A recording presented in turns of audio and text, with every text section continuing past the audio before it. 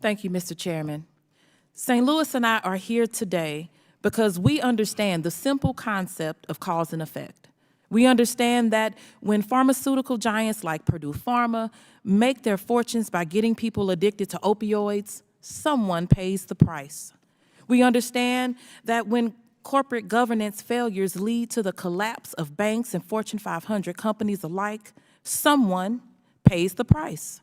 We understand that when corporations recklessly pollute our communities or fail to consider how the climate crisis will harm people on the front lines, someone pays the price. Who pays the price?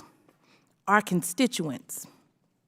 More specifically, it is our constituents who live in Black and brown communities. It is the children in my district who are suffering from some of the highest asthma rates in the country because corporate polluters put short-term profits over the needs of people.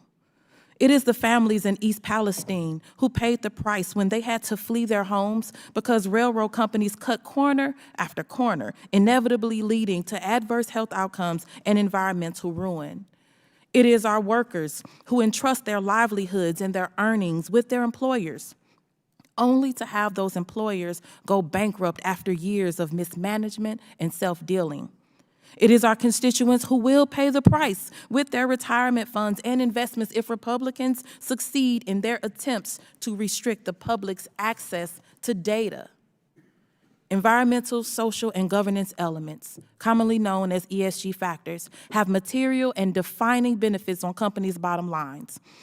Companies that face and responsibly address this reality carry less risk, both for themselves and for society overall.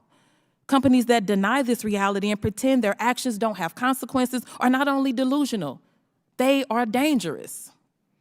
ESG principles are designed to protect investors, workers, and retirees from the financial risks of bad business practices by responsibly considering all available data about potential investments.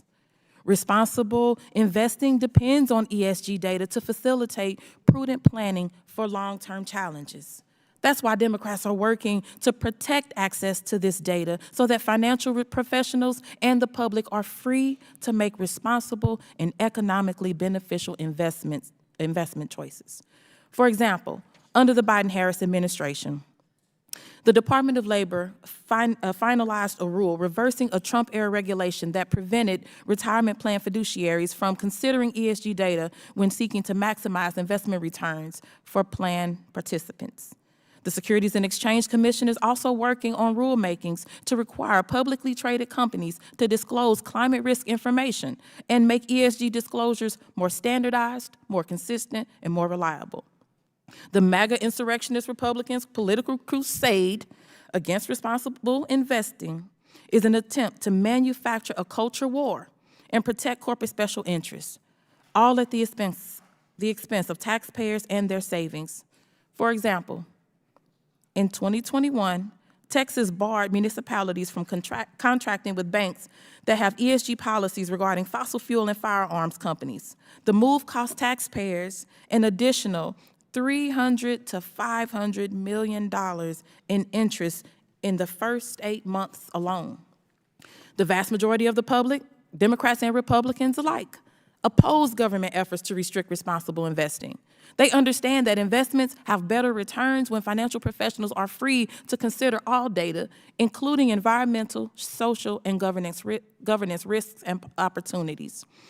Over the past few months, the GOP has made it clear that they have no problem putting the public in harm's way for political gain. In using the debt limit to take our economy hostage, they willingly risk the full faith and credit of the United States simply to push through politically unpopular policies that couldn't otherwise win the votes it needed. By attempting to prohibit responsible investing practices, they continue to risk the retirement security of hardworking people simply to protect corporate special interests that cannot attract investment on their own merits. To reiterate the clear message of our previous hearing on this topic, transparency and responsible management of environmental, social, and governance risks is the bare minimum we should expect of corporations, such as those that are headquartered in St. Louis. that bear a responsibility to the communities they touch and the people that invest in them. This access and freedom is just common sense, it's common decency, and smart business practice. Thank you, and I yield back.